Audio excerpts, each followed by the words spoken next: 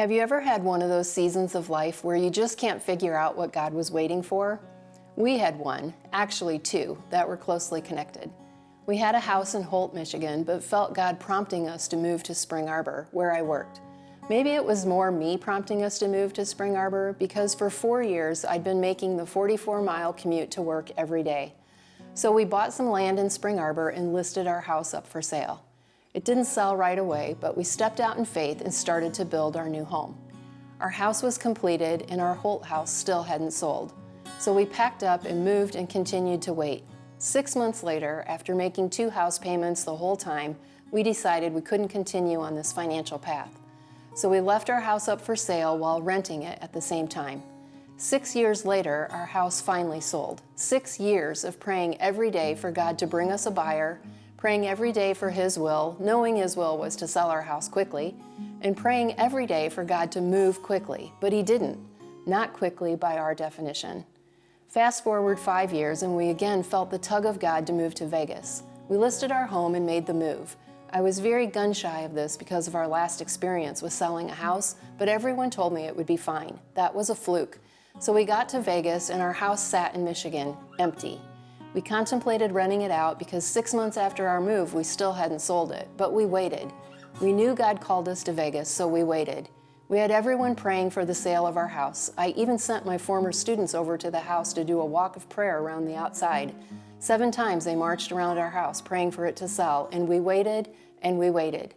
1 year later, I jokingly said to my friend back in Michigan, "Go get one of those little St. Joseph statues that Catholic people use to plant in their yard when they want to sell their house." So by cover of dark, they snuck onto our property, dug a hole, planted the statue, and then she told me they did it, and I asked her what position she buried the statue in.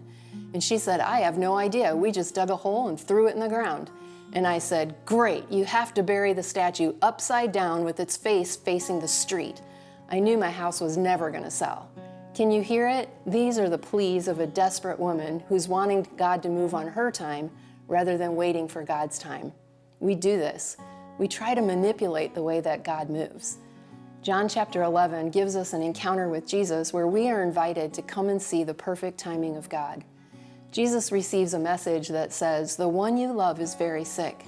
And Jesus responds and says, "Lazarus' sickness will not end in death. No, it is for the glory of God. I, the Son of God, will receive glory from this." And then Jesus stayed where He was for 2 days. 2 days. He did not go to them. I can hear Martha saying, "Come on, Jesus, what are you waiting for?" His timing made no sense to her, but it made sense to Jesus. He waited for the glory of God. It's a great day when we understand that there is something holy in the wait. What do we learn in the waiting? To trust God to be who He says He is. Jesus' reaction to the news was Lazarus' sickness will not end in death. He didn't say Lazarus wouldn't die. He said it wouldn't end in death. Do you catch the difference? Lazarus needed to die so Jesus could raise him from the dead, so God could receive the glory of everyone seeing that He is God, the ruler over life and death. Jesus said, "I am the way, the truth, and the life. In Him was life, and that life was the light of men. I come that they might have life and have it more abundantly.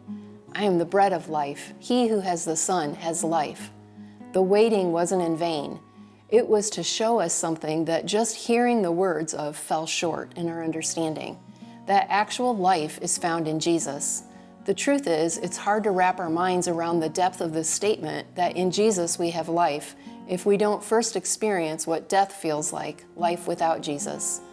Thank God for Lazarus because we get to read his story and it gives us understanding to what it means to have life in Jesus.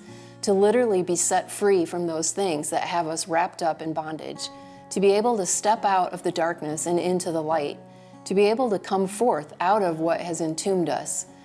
If Martha and Mary wouldn't have had the waiting period, we wouldn't have the understanding of life in Christ that we have.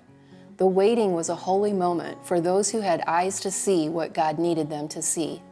The waiting is a holy moment for you and me to see God for who He is and to learn to trust in His character. You see, the waiting isn't really waiting at all. It's perfect timing. Because when we come to trust in the character of God, to be who He says He is, we understand that His timing isn't a waiting game. It's His ultimate knowledge of what is best for us, what we need. It's God working out in us and for us what we need to bring glory to Him. So we don't just wait. We wait and trust, for we know that God's timing is perfect and on purpose. He's not slow to respond. He's purposed to respond. What is God's timing teaching you today, and what are you learning in the wait?